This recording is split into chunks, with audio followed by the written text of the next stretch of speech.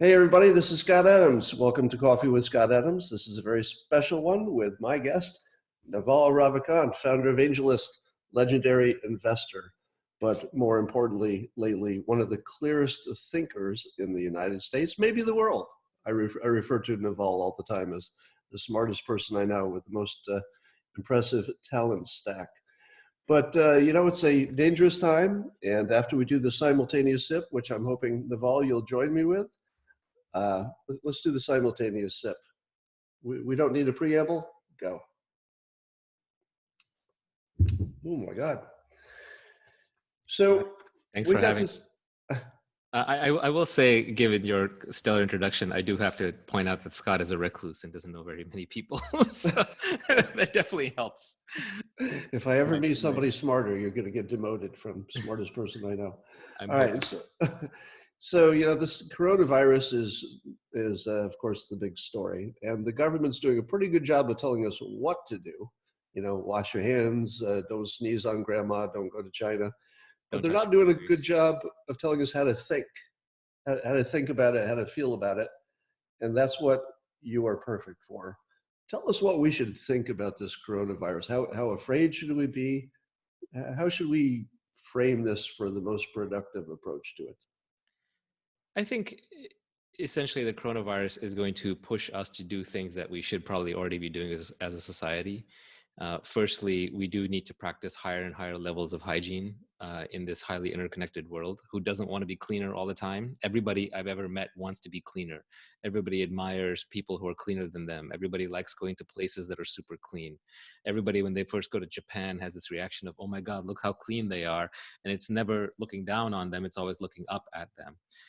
So I think as a society, it will make us more hygiene conscious, which will help us just reduce spreads of the common cold and the basic flu. So I think in that sense, it is very helpful.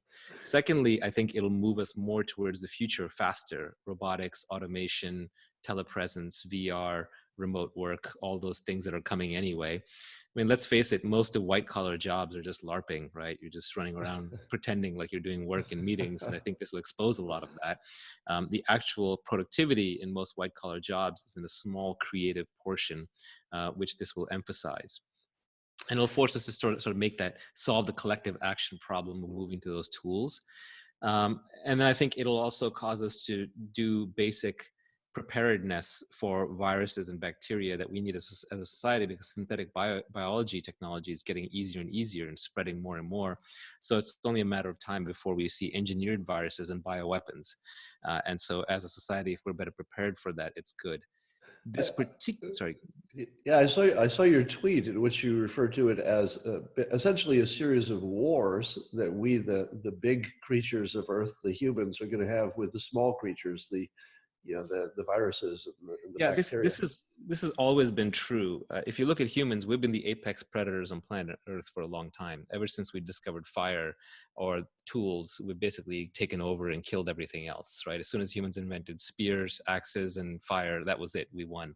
And every other species got driven into extinction or domestication, to the point now where the lowest ranking human outranks the highest ranking animal. Like the top dog in the world is lower status than the lowest human. You would put that animal down if it attacked that human. So we've conclusively won against all the big things. So our remaining natural predators, and actually they're not quite predators, they consider us their habitat, are bacteria and viruses. And that's a very broad generalization. It's like saying plants and mushrooms or fungi. So obviously there are good bacteria and even good viruses that we use that are symbiotic, but for every symbiote in the animal kingdom, there's 6 parasites or so. That's the rough ratio that I've heard. So it, bacteria and viruses are our last major remaining enemies, with one exception: mosquitoes. Mosquitoes are actually cause damage to us by carrying bacteria and viruses, by injecting us with pathogens. They're just flying needles, right? Is the way to think about them. So bacteria and viruses compete with us, and there's this hypothesis called the Red Queen hypothesis. It's named after Alice in Wonderland, where the Red Queen and her guards are running really fast, but they're all kind of running in place against each other because the ground keeps moving. So the idea there is that bacteria and viruses evolve to compete with us and infest us, and we evolve in such a way to get away from them. And so we use sexual selection, which is Scott Adams goes and finds Christina Basham, and this goes through a long selection cycle, and then your genes mix with her genes, and then your children, which I hope you will have, can use whichever genes are best adapted to this environment to resist the next generation of viruses. And viruses are mutating. They're not intelligently selecting other viruses to mate with. They're not sexual, they're asexual, but they're just replicating mindlessly and mutating. So they're much less likely to pick the right gene, but they're so short-lived that they're getting many, many, many more mutations. And if you look at the amount of genetic variation that a bacteria or virus will get over 20 years, it's roughly similar to what a human will get over 20 years. But a human will do it by wandering around their entire life and find the proper mate to mix their genes with. The bacteria or virus will do it just by massive amounts of replication. So there has always been this race going on, this Red Queen style race between bacteria and viruses and us. And we fight through genetic selection and mate selection, and they fight through mutation.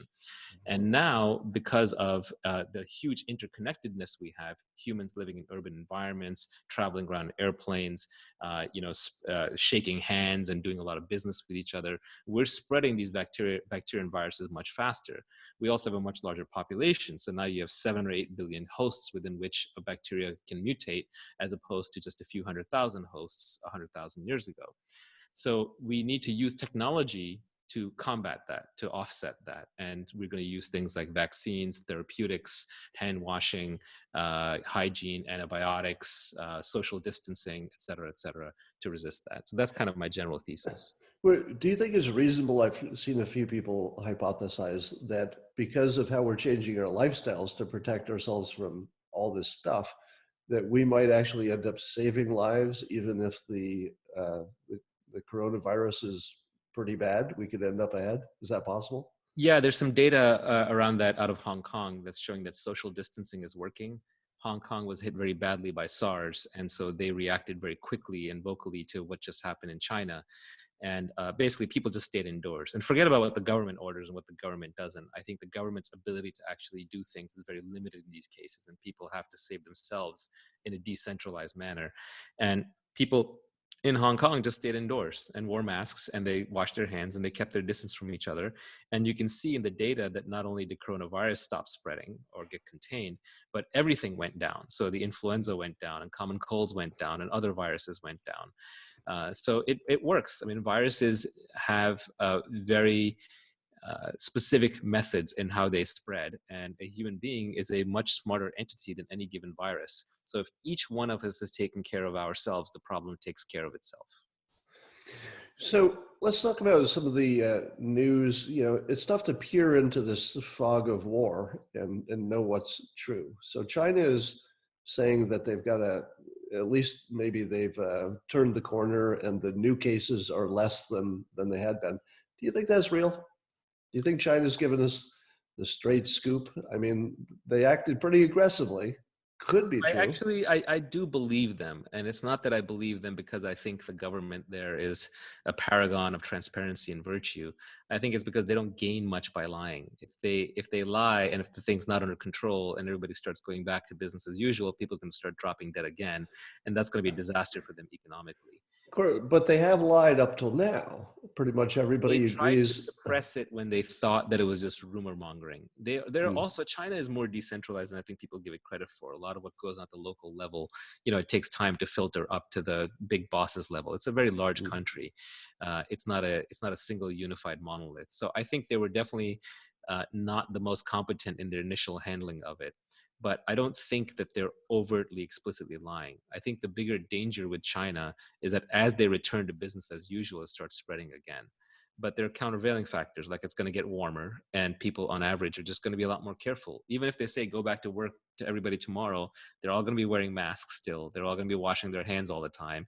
They're not going to be hugging each other. They're not going to be within close quarters of each other. And my guess is that public events and buffets and church attendant gatherings and so on will still suffer from low attendance. And the cruise ship industry is dead, never to return, unfortunately. I think you're right about that. I had a plumber come over yesterday, and I tried for the first time the non-handshake greeting. You put out his hand, and I did that. Coronavirus. Sorry, Right. Nothing personal. And I was sort of testing it out to see, does it work socially? and it was a little bit awkward, but not enough that I'm not going to do it again. So Well, the easiest way to handle that one is, this is something I've been doing for months now, which is I just tell people I'm just getting over a cold, and they just back off. So it's well, basically, it's not you, that it's me. that excuse would never work better than today. Exactly. So that would be my advice to people. You can just say I'm getting Yeah, over a cold, I which got a little chest tightness here. exactly. Keep your Yeah. distance. Now, there was an article I just read about the cruise ship, which, for all the wrong reasons, it turned out to be the best laboratory, because you had people in a closed setting. You could really know who these people are, and then you could look at the result. And one of the outcomes of that is that nobody under 70 has died, out of over 700 people infected on that ship. So that's impressive. But also, they did not get care that quickly, and they were not identified that quickly. So if you assume that only the older people were even affected, and now that we know that's where the real risk is, we could really put a, sort of a wall around our oldsters. Isn't it possible that even if this virus is 10 times more viral, that because the people dying from it can be easily identified and walled off, isn't there at least some hope that now that we're no longer caught off guard, we could drive down the death rate to ordinary flu levels, which is plenty bad, but not Yeah, I don't think it goes world down to ordinary crisis? flu levels. This thing is much worse than the ordinary flu. For one thing, it's far more virulent. The R0, the spread factor, is multiples of what is the flu. The flu is like a 1.28. This is like a 3.0. That's what. But that's what the virus itself can do. But if you factor in our response to it, Sure. we would effectively lower it. That's true. I think we can effectively lower it, but I think it's going to require a level of self-quarantine and hygiene that the American population is currently not engaged in. At least in San Francisco, 99% is business as usual. And if it's going to spread anywhere, it's in San Francisco, because you're in a cold urban environment that's directly interconnected to Asia. So I walk around the street, nobody's wearing masks. Everyone's still going to events and gatherings. People are still shaking hands and high-fiving. So we do not have anywhere near the level of self-control that I think will be required to actually lower the spread factor. Secondly, this thing does kill people in their 20s and 30s and 40s. It's just statistically a lot less likely, but it has a high comorbidity rate. So if you have an existing condition, which could actually just be a flu or cold, it can go haywire on you. So 20 somethings and 30 somethings have died from this. It's just in the under 10 category that we've hardly seen anything. The children seem to be very immune to it. Well, what's interesting about the cruise ship is that there were enough people that we should have seen 30-year-olds dying Yeah. if people who had good modern care were going to die, and none of them did. Yeah. I think That's pretty telling. the counter argument is also who has good modern care, because the current ICU system, the intensive care unit system, is built on an assumption of a very small number of beds being needed at any given time. Right. So if this thing really does land 20% of people in the intensive care unit, like some estimates say, then it'll easily overwhelm the hospital system, and you will end up with higher morbidity rates. So a lot of it is about spreading it out, spreading out the illness. Like if we just all take care of ourselves and summer arrives, then hopefully the sick don't arrive all at the hospital all at once. But there's already evidence that this is happening. In South Korea, the hospitals are full, and South Korea is extremely well run and managed in this regard. So I don't think we're out of the woods here. I think we're actually just entering the time period in the US where we're going to have to take some measures, maybe not as extreme as China, but we're going to have to start doing social distancing to protect ourselves. And I'm hoping that the warm weather will save us, frankly, because nobody knows with this particular virus, and the flu does spread in warmer weathers, but in general, the warmer the climate, the more humid the climate, the lower the spread factor, because these are airborne viruses that like cool and dry and don't like hot and humid. Now, here's an interesting, maybe just completely coincidental, and you can help me sort this out. The places with the biggest problems, coincidentally, have the worst air pollution. So even people don't realize, but Italy has the worst air pollution in Europe. South Korea is a mess. And here's the weird part. Cruise ships. I just read an article that said the air on the deck of a cruise ship, not even below deck, on the deck of the cruise ship, the air quality was worse than Tehran. Hmm. Now, so I've asked people, could that be a correlation? And there are actually a number of different ways that it could be. One is that it decreases the sunshines, and there's a vitamin D Mm-hmm. hypothesis that, if you're low, you're more susceptible. One is that the pollution just lowers your resistance in general. Mm-hmm. Mm-hmm. What my own hypothesis is that maybe the virus actually becomes more easily airborne if it Mm-hmm. hitches a ride. Mm-hmm. Mm-hmm. Apparently, that's a real thing. A virus Mm-hmm. can hitch a Yep. ride on dust. Mm-hmm. So, and then you have the other correlations. There heavy smoking areas and Mm-hmm. high density, et Yeah, cetera. I think high density is actually the Occam's razor one. Asian cities are much higher density than Western cities. Even in Italy, it broke out in the Turin Marathon at first. Quam, you have huge amounts of travelers and pilgrimages coming in and sitting in like large gatherings. So I think just high density of people is the most obvious thing. If there's a large group of people gathering indoors, that's the perfect spot for a virus. Um, if you have a small number of people spread out on a tropical beach, that virus is not going to get a foothold. Right. So I think there's some common sense that we're just evolved as humans to realize this. Here's a very simple way to think about how embedded this is in human society and culture. Colds tend to occur during cold weather, and the people in cultures where they have a lot of cold weather tend to have cold behavior and cold attitudes. Why do we use that word cold to remember to an illness, to refer to an illness, to refer to a weather, and we use it to refer to a set of behavior patterns, cultural behavior patterns. We use the same word for all three things. That right there should clue you in on where these things replicate. And this is knowledge that's embedded in the English language and goes back thousands of years. Right. So if you look at the so-called cold cultures, like Northern European cultures and Eastern European cultures, they're not bear hugging you. They're not singing and chanting and holding hands together. They're generally sitting far apart. They're very suspicious of each other. They're not engaging in large gatherings, and they're generally and these cultures also have long traditions of, for example, sauna use and hot springs because they're trying to induce artificial fevers in their body.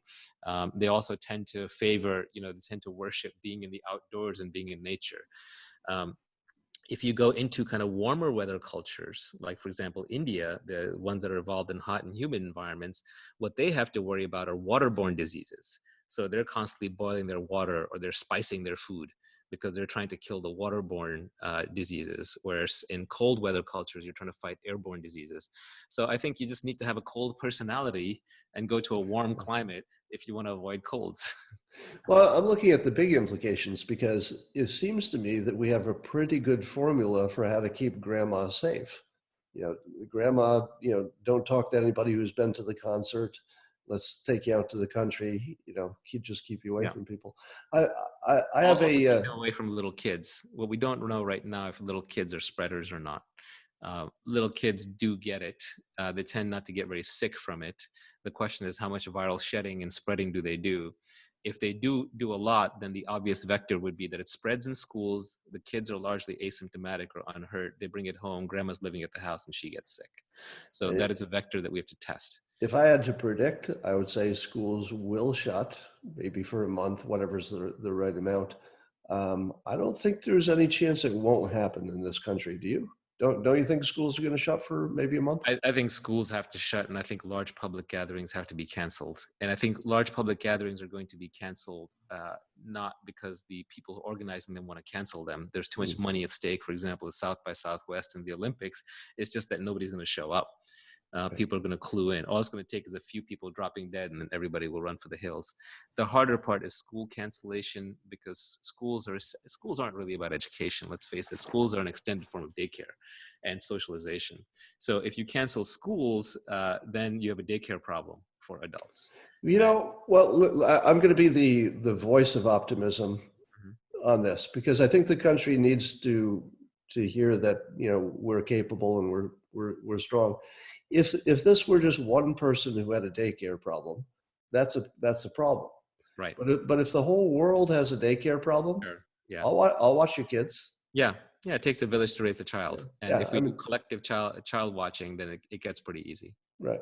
So we have a whole host of problems that would be caused by this that I believe are probably relatively solvable. Let me talk about another Yeah. one. Just to finish that off, I Yeah. think that this is a huge boon for the homeschooling movement. This is Yeah. your moment. Yeah. I mean, it could change civilization quite permanently and forever, and maybe for a good. I've said for a long time that where homeschooling is going is virtual reality. Now, Yeah. I've got my little virtual reality set over here. You spend 5 minutes in that, and then you say to yourself, okay, would I rather learn history by reading a book, Hmm. or would I rather stand in the middle of Napoleon's battle? Right. Yeah. There's just no Right. question No contest. where it's all Absolutely.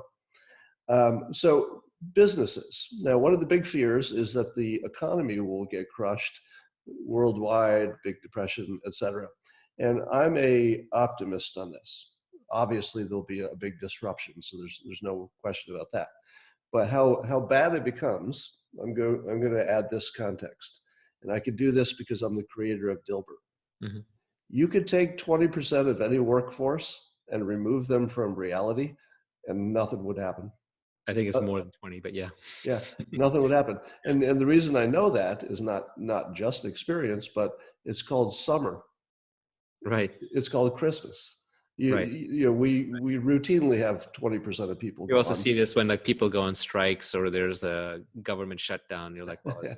didn't notice. When I worked for the phone company, the local phone company, I was a salaried employee, and when the non-salaried people went on strike, which happened a few times, we so-called managers or salaried people would have to fill in.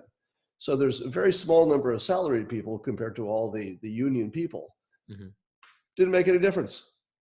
20% of us did the job of 80. We just didn't do the big projects and the long-term stuff, put that on hold for a month, and it was fine. And if No, you buy the creative destruction argument, we're going to go through a shift, and the new industries that we shift to are actually going to be better for the economy longer term. So, going to remote work may end up being more efficient. You may be able to hold more jobs as a remote worker because you just get the job done instead of having to do FaceTime at the office. Even there was some concern that Uber and Lyft would take a big hit because who wants to get in the car with a stranger? But it turns out that may be better than getting in a subway or a bus. So people switch away into other models of doing things. I think people are fundamentally creative and innovative and consumptive, and they don't stop doing that. They just change how they do it and what they do it around. Like this is going to be a huge boon for Netflix and Slack and companies like that, which rely on people staying indoors. Zoom is going to do great. Here we are yeah. on Zoom. I was thinking this morning how I could invest to make money on this, and I had to talk myself out of thinking about that. Like You're already kind of invested in that by living in the Bay Area and by kind of being in tech companies in various ways. yeah. So, Also, but, your viewership should go up. That's well, something you could track. Yeah, maybe we induce a panic, and then everybody comes to our Twitter in person. Nah, never mind. I call that marketing. Yeah. Marketing. Do you think? And I know that there's no way to know this, but just based on your broad understanding of the world, do you think there's a genetic element to who's susceptible to the coronavirus? Doesn't have to be Yeah. an ethnic No, quirk. there probably is, but I think there's probably so it binds to this thing in the lungs called the ACE2 receptors, which is overexpressed in Asians and in males. On the other hand, it does seem to be killing Iranians and Italians and so on as well. So I don't think that that's going to necessarily mean that it's focused in one part of the population.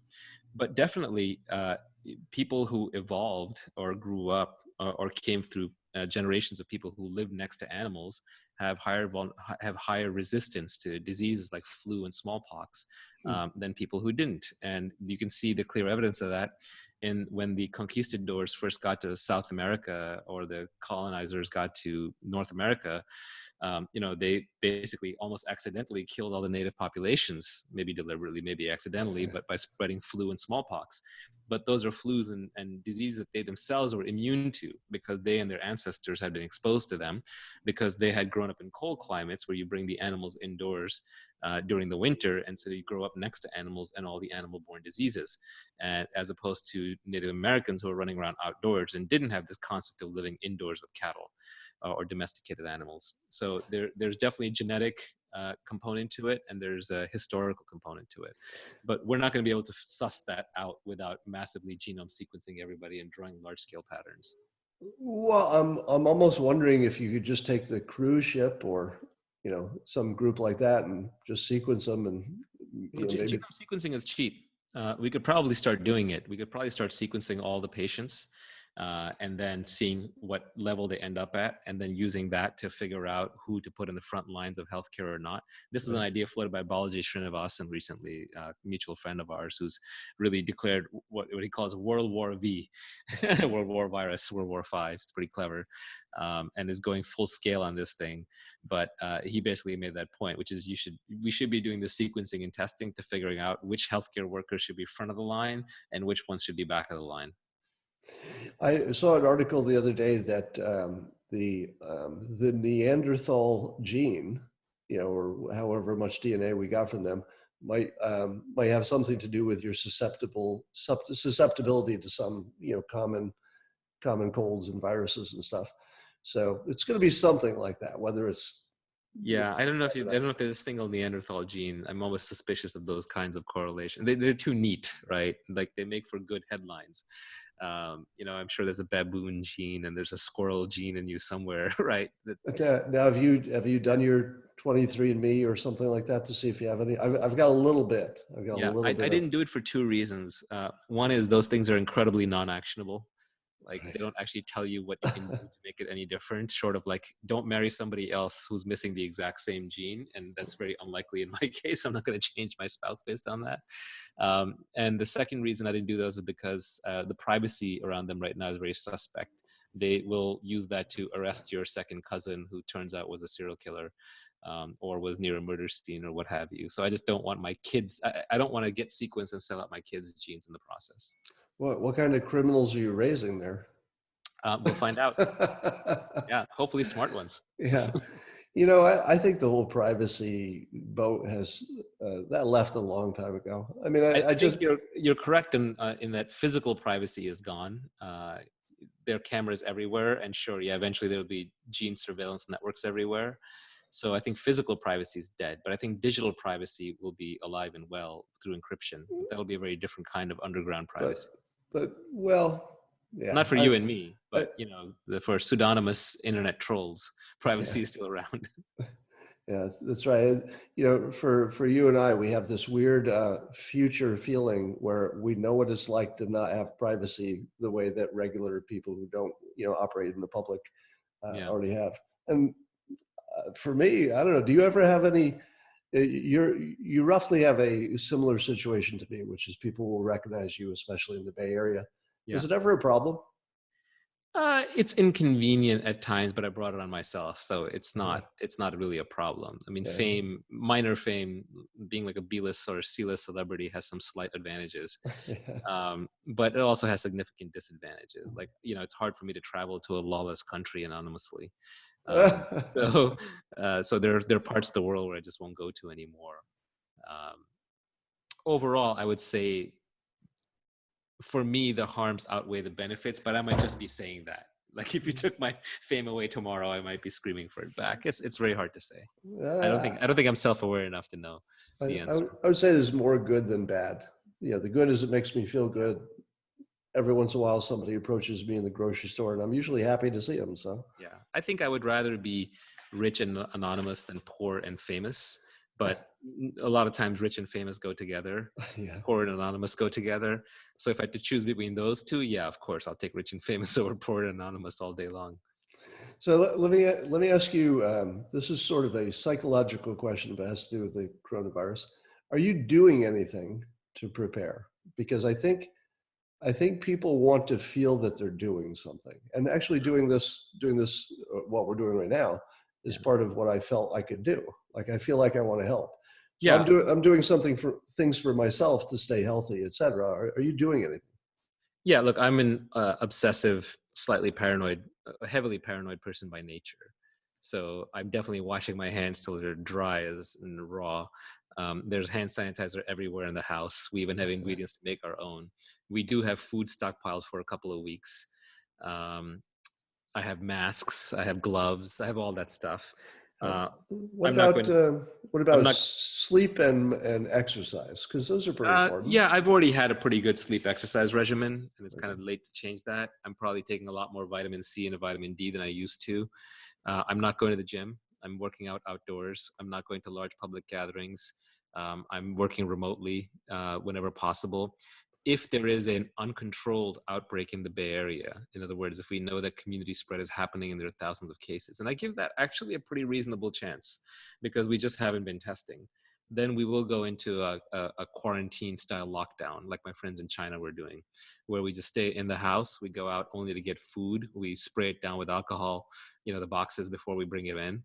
And we're just very careful about who we let in and out of the house. I am actually particularly susceptible to getting colds because I'm evolved for an equatorial climate. And whenever I'm living in the Bay Area, which is a lot of fog and no sunshine, I'm always getting colds and respiratory illnesses. Hmm. I'm less worried for my wife, who's younger and not of Indian origin, and my kids who are just young and not as affected by coronavirus. I'm very worried for my mom. So I basically locked her down in her house and I'm sending her deliveries from Amazon. But I'm on the more paranoid side and I have more flexibility than most people. But I do think that it's worth just watching the stats. And if it looks like there's an uncontrolled outbreak in your area, then you want to be ahead of that game and not behind. I do think having 2 weeks of food and probably not, you probably don't need water, but food, toilet paper, kind of all the necessities, prescription medicines, that's just common sense. Despite what they say, you should have a mask. You should just, it's that you need to know how to use it. So go on YouTube and watch the videos on how to use the mask. It's a little disingenuous to say, you don't need a mask, masks are useless, and then saying, please save masks for the healthcare workers. Like both of those things cannot be true. Thank you for saying that. I've been Yeah. arguing this on Twitter for a Yeah. week. And if Uh, nothing else, you wear a mask to protect others in case you have it. So like I would feel more comfortable in a social gathering if everybody else is wearing masks. And so I would do my part by wearing a mask. And you see this in places like China and Hong Kong, where they will not let you enter a store if you're not wearing a mask because you're not doing your bit to protect others. Um, so I think all of those kinds of measures, it's smart to start doing that. And also it takes time to learn how to do these things. These are not like you flip a switch and the next day you certainly know everything about hygiene and protection and distancing and so on. So I'm viewing this as a dry run. I'm getting my family prepared and ready. And frankly, it's something to do with your time, right? And then if it actually arrives, then we're ready for it. I've been taking daily walks in the sunshine. I Um, definitely do that. Yeah. do 45 minutes or an hour, and I'm doing lighter exercise because if I Yeah. wear myself out, then I'm actually more susceptible. So and I find that when I do my walk, it's such a small thing I can do to make a very small difference in my protection, but I'm doing something. So psychologically, I'm now part of the solution instead of a victim, and it's a whole different mindset. And I feel like, yeah, bring it on. You know, coronavirus or not, I'm going to be ready. I'm going to be as strong as possible. If it happens, it happens. I'm ready. Yeah, I don't think vitamin D supplementation will make up for actual sunlight falling on your skin. So getting sun is really good. And that's where I'm hoping that the curve will naturally bend as warmer weather arrives. And when that happens, people are more outdoors. They're less likely to be in indoor gatherings. The sun itself kills viruses, your vitamin D levels, your immune system stronger. All of those things play in our favor. But what that concerns me is that a vaccine is still at least 12 to 18 months away, possibly a longer time, because we've never successfully developed a vaccine for any of the existing 6 other coronaviruses. So because a vaccine is pretty far away, we're going to have at least one more wave. And the second wave will start building, let's say the weather is a factor and that helps suppress it. Then the second wave starts building in October, November instead of January, February. And it starts with an infected base of hundreds of thousands of people instead of a few dozen people in the middle of Wuhan. So the second wave could be a lot larger. And in past pandemics, that's usually turned out to be the case. This time, at least, we have the advantage that our response will be faster. Are responsibly faster, and there'll already be some people in the environment who have limited immunity from previous or similar infections. In fact, one of the pieces of potential good news here is that usually these viruses hit kids pretty hard, but in this case, they're not at all. And so why is that? And the current best hypothesis is that about a quarter of the common colds caused today are actually caused by 4 circulating coronaviruses that also got released and are endemic in the population. But those 4 coronaviruses don't hurt you anywhere near the same level. They just cause symptoms of a common cold. And so the theory goes that kids have been getting these at school, and so that they already have some natural immunity built up to this one. And if that turns out to be true, that means you could use uh, data and dead virus from those 4 viruses to help build a vaccine. Hmm. Well, that would be good news. That would be still pretty unlikely, though.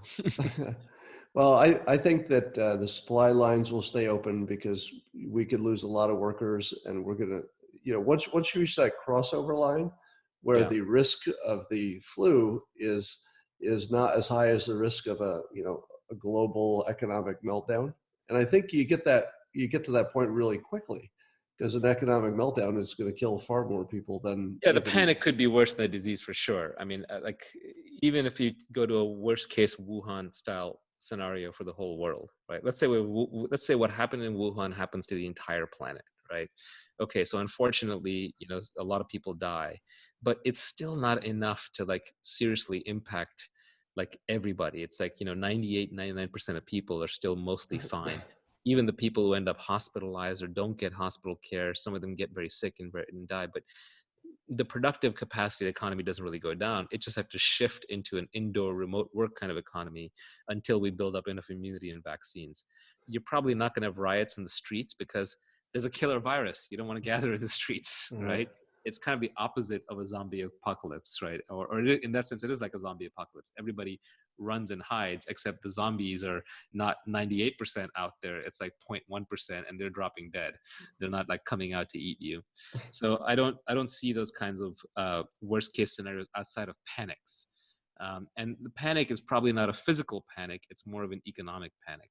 See, this Um, is exactly why I wanted to talk to you, because there are some people who think we're in bad shape, and the panic itself can be worse. But if I had to bet my own personal money on it, I would say it's going to be painful, and we're going to be okay. yeah, I think it could be somewhere between relatively painless to very painful, but I think we're fine long term regardless. I think a year and a half from now, it's a blip. And even stock markets are very forward-looking instruments. Stock markets have to discount in what's going on, what's going to happen in the next 30 years, and discount back. So I think the stock market will also be fine. In fact, it's mostly already recovered, or at least partially recovered. Well, I think that's a perfect place to stop this conversation, and I hope that was useful to anybody watching this. And thank you for Thank you. spending the time. I Absolutely. hope this was useful. It's fun. Thanks, Scott.